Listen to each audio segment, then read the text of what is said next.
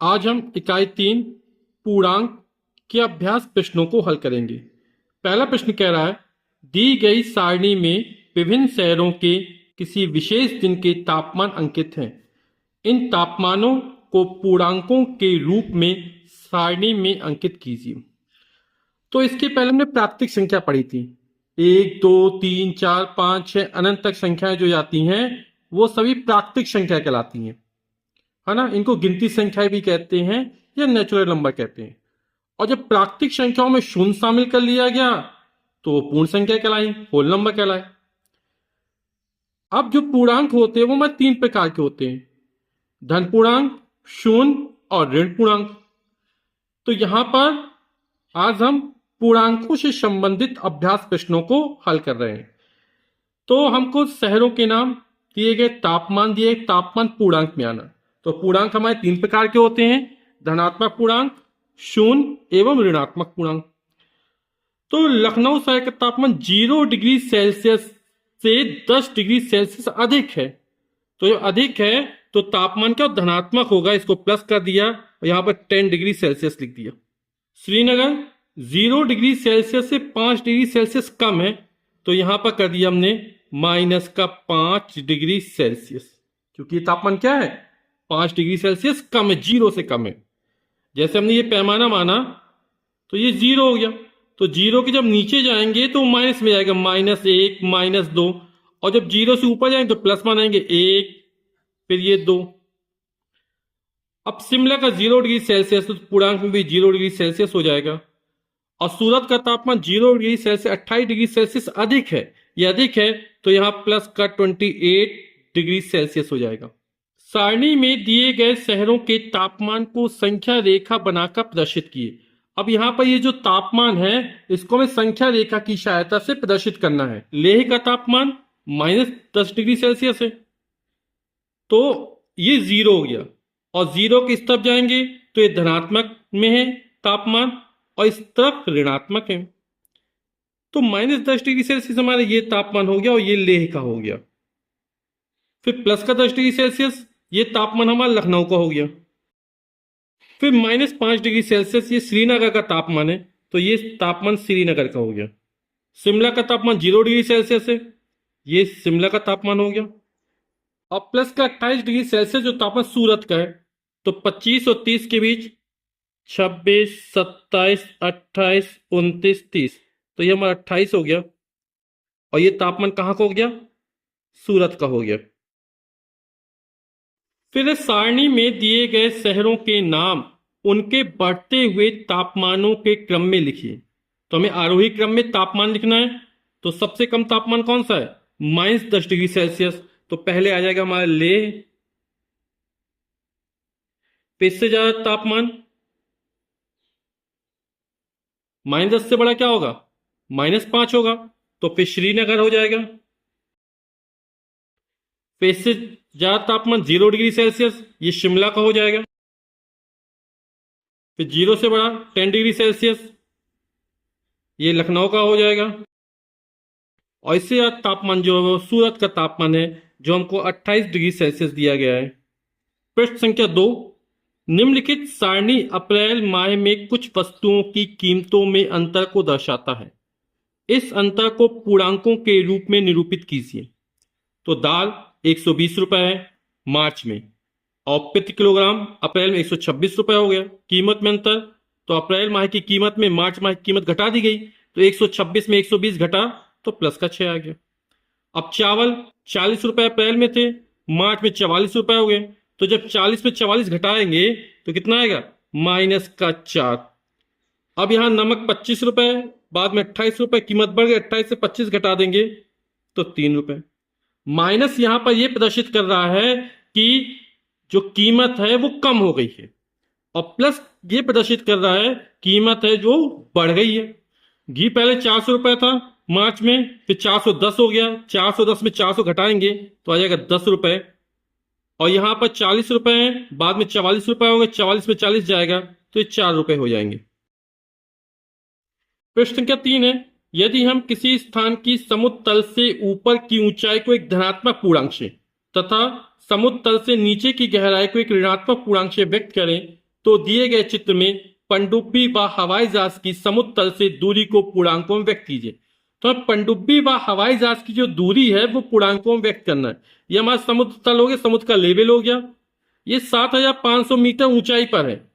तो जब समुद्र तल से ऊपर की हो जाएंगे तो धनात्मक संख्या बोल रहा है, और नीचे की तरफ जाएंगे ऋणात्मक संख्या। तो पनडुब्बी की समुद्र तल से दूरी कितनी हो जाएगी? ये नीचे की तरफ है तो माइनस में चला जाएगा 1,500। तो पनडुब्बी की समुद्र तल से दूरी चूंकि नीचे की तरफ है समुद्र तल से तो माइनस 1,500 मीटर हो जाएगा, और हवाई जहाज की दूरी हो वो प्लस का 7,500 मीटर हो जाएगा। प्रश्न संख्या 4 है, दिए गए वर्गाकार सारणी के खाली खानों को पूर्णांकों का प्रयोग करते हुए इस प्रकार भरिए कि उनका योगफल पंक्तिवार, स्तंभवार तथा विकर्णवार 3 हो। हमने ये संख्या भर ली। अब जैसे पंक्ति में 5 और -2 जोड़ो तो 5 प्लस -2, तो 5 में 2 चला जाएगा 3 आ गया। 8 में 1 जोड़ा 9, 9 में 6 चले गए फिर 3 हो जाएगा हमारा। 4 में 2 जोड़ा 6, 6 में 3 चले जाएंगे फिर 3 हो जाएगा हमारा। 5 में 4 जोड़ा 9 और 9 में 6 चले गए 3, 2 में 1 जोड़ा 3, 8 और -3 -2, तो 8 प्लस का है और -2 और -3, तो -2 -3 माइनस का 5 हो जाएगा।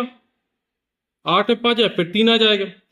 5 में 1 जोड़ा 6, 6 में 3 चले गए फिर 3 आ जाएगा, और 4 1 5, 5 में 2 गए 3। तो यहां पर चाहे पंक्तिवार जोड़ें, चाहे स्तंभवार जोड़ें, चाहे विकर्णवार जोड़ें, योगफल हमेशा 3 आ रहा है। प्रश्न संख्या 5 है, नसीम 500 रुपए लेकर एक दुकान पर जाता है। दुकान पर वस्तुओं की कीमत चित्रानुसार दर्शाई गई है। वह किन किन वस्तुओं को खरीद सकता है कि उसके पास एक भी रुपए शेष न बचे। यानी वो 500 रुपए लेके आया है और इनमें से ये सामान खरीदना है ताकि 500 रुपए पूरे के पूरे खर्च हो जाए, एक भी पैसा उसके पास ना बचे। तो ये 45 का सामान है, तो हम एक 5 वाला सामान और ले लेते हैं ताकि इकाई में शून्य आ सके। तो यहां पर 35 रुपए और 45 रुपए है, तो 45 का सामान पहले यूज कर चुके हैं, हम 35 वाला सामान लेंगे।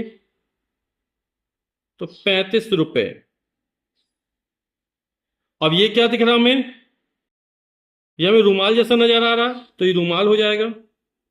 फिर हमने बैग और शर्ट लिया। बैग की कीमत 110 रुपए है और शर्ट की कीमत 310 रुपए है। ये सबको टोटल करें 5 5 10 की शून्य हासिल लगी 1, 4 1 5, 3 8, 1 9, 1 10 शून्य हासिल लगी 1, 3 1 4 और 1 5, तो हमारा 500 रुपए कुल खर्च हो जाएगा हमारा। प्रश्न संख्या 6, निम्नलिखित शब्द समूह में धनात्मक पूर्णांक और ऋणात्मक पूर्णांक को प्रदर्शित करने वाली संबोधों को दी गई निम्नलिखित तालिका में लिखिए। चढ़ना का ठीक उल्टा उतरना, तो ऊपर चढ़ना नीचे उतरना, तो चढ़ना यदि धनात्मक होगा तो उतरना ऋणात्मक हो जाएगा। ठीक विपरीत प्रक्रिया, जैसे लाभ है धनात्मक तो हानि ऋणात्मक हो जाएगा हमारा। खर्चा ऋणात्मक तो आमदनी धनात्मक हो जाएगी। तो चढ़ना, लाभ, आमदनी, ऊपर, आगे, ऊंचा, पूर्व, उछाल, ये धनात्मक पूर्णांक को प्रदर्शित करेंगे। तो वहीं घटना, हानि, खर्चा, नीचा, पीछे, उतरना, पश्चिम, गिरावट, ये ऋणात्मक पूर्णांक को प्रदर्शित करेंगे, है ना। धनात्मक पूर्णांक यदि पूर्व है तो ऋणात्मक पूर्णांक पश्चिम है। धनात्मक पूर्णांक चढ़ना है तो ऋणात्मक पूर्णांक उतरना है। धनात्मक पूर्णांक आमदनी है तो ऋणात्मक पूर्णांक खर्चा है, यानी ठीक विपरीत प्रक्रिया है। प्रश्न संख्या 7, दी गई संख्या रेखा के आधार पर निम्नलिखित के उत्तर दीजिए। संख्या रेखा पर अंकित बिंदुओं को उनके घटते हुए क्रम अवरोही क्रम में लिखिए। तो अवरोही क्रम में क्या होता है? पहले सबसे बड़ी संख्या, फिर उससे छोटी, फिर उससे छोटी संख्या आती है। तो जब हम संख्या रेखा पर राइट हैंड साइड यानी दाईं ओर चल जाते हैं तो मान क्रमशः बढ़ता चला जाता है। यानी ए से बड़ा बी है, बी से बड़ा सी है, सी से बड़ी डी है, से बड़ा ई है, ई से बड़ा एफ, एफ से बड़ा जी। तो हमें अवरोही क्रम में लिखना है, तो पहले जी आएगा, फिर एफ, एफ से छोटा ई होगा, ई से छोटा डी होगा, डी से छोटा सी होगा, सी से छोटा बी होगा और बी से छोटा ए होगा। अब कह रहा है यदि बिंदु बी को -10 लिखें, ये बिंदु बी -10 हो गया, तो +10 वाला बिंदु कौन सा है? तो ये 0 के इस तरफ ऋणात्मक और इस तरफ धनात्मक होगा। तो 1 2 3 4 5 स्थान किसका -10 है, तो यहां पर 5 स्थान दाईं ओर जाएंगे, 1 2 3 4 5। तो F जो होगा वो +10 प्रदर्शित करेगा। तो यहां पर -10 B निरूपित कर रहा है, तो +10 जो निरूपित करेगा वो हमारा F होगा। संख्या रेखा पर अंकित बिंदुओं में से किसका मान सबसे कम है? तो हमने बताया इस तरफ बढ़ते हुए मान बढ़ता है और इस तरफ जाएंगे मान कम हो जाता है। तो A का मान सबसे कम होगा और यहां पर G का मान सबसे ज्यादा होगा। तो सबसे कम मान किसका है? तो बिंदु A का हो जाएगा यहां पर। प्रश्न संख्या 8 है, किसी स्थान पर सुबह का तापमान 4 डिग्री सेल्सियस था, उसी स्थान पर रात का तापमान सुबह के तापमान से 6 डिग्री सेल्सियस कम हो जाता है। उस स्थान पर रात का तापमान कितना था? तो सुबह का तापमान 4 डिग्री सेल्सियस है और तापमान में 6 डिग्री सेल्सियस की कमी आई। रात का तापमान पूछ रहा है, तो 4 डिग्री सेल्सियस सुबह का तापमान है, इतना कम हो जाता है, घटा देंगे। तो 4 में जब 6 जाएगा तो आ जाएगा -2 डिग्री सेल्सियस, यानी रात का जो तापमान हो वो -2 डिग्री सेल्सियस होगा। प्रश्न संख्या 9, एक प्रश्न पत्र में छात्र को सही उत्तर देने पर 4 अंक मिलते हैं तथा गलत उत्तर देने पर 1 अंक काटा जाता है। रिया ने 30 प्रश्नों के सही उत्तर देने पर 100 अंक प्राप्त किए। रिया ने कुल कितने प्रश्नों को हल करने का प्रयास किया? तो सही प्रश्न 30 हल किए और सही पर कितने 4 नंबर मिलते हैं। तो 30 प्रश्न हल किए सही और एक प्रश्न पर 4 अंक मिलते हैं, तो 30 चौक 120 नंबर हो जाएंगे रिया के। लेकिन गलत उत्तर देने पर 1 अंक काट लिया जाता है, तो उसके कुल 100 नंबर आए। सही प्रश्न में 120 मिले और अंक कितने 100 है, यानी उसके 20 नंबर काट लिए गए ना। और एक प्रश्न 1 नंबर का है, यानी उसके 20 प्रश्न क्या हो गए? गलत हो गए। 30 प्रश्न उसने सही किए हैं, 20 प्रश्न उसने गलत किए, तो कुल कितने प्रश्न हल किए? 30 + 20 = 50 प्रश्न उसने हल किए हैं। तो रिया को सही प्रश्न हल करने पर प्राप्त अंक 30 प्रश्न सही किए उसने, एक प्रश्न पर 4 नंबर मिला, टोटल होगा 120। कुल प्राप्त अंक उसके 100 हैं। अब क्योंकि एक गलत उत्तर 1 नंबर काट लिया जाता है ना, कुल 100 नंबर मिले, तो कितने नंबर कट गए? तो 120 में से हम 100 घटा देंगे तो आ गया 20, यानी 20 नंबर उसके कट गए। तो एक प्रश्न में 1 नंबर कटा, यानी यहां प्रश्नों की संख्या कितनी हो जाएगी? 20 हो जाएगी।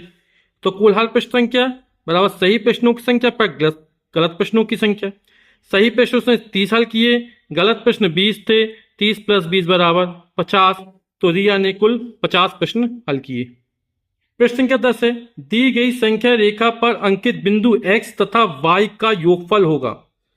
तो यहां पर ये 0 है, -2 -4 -6 -8 -10 -12, तो ये होगा -14। तो x का जो मान होगा वो कितना? -14 होगा। 2 4 6 8 10 12, y का मान क्या होगा? 12 होगा। तो x का मान हमारा -14 है, y का मान 12 है। हमसे x + y पूछ रहा, तो -14 + का 12, तो कितना आ जाएगा? माइनस की संख्या बड़ी है तो आंसर माइनस में आएगा। 14 -14 + 12 ये हो जाएगा -2, आंसर हो जाएगा ये। यदि आपको ये घटाना समझ में ना आए तो आप मेरा पूर्णांकों का जोड़ तथा घटाने से संबंधित वीडियो देख सकते हैं, जिसकी लिंक आपको डिस्क्रिप्शन बॉक्स में मिल जाएगी।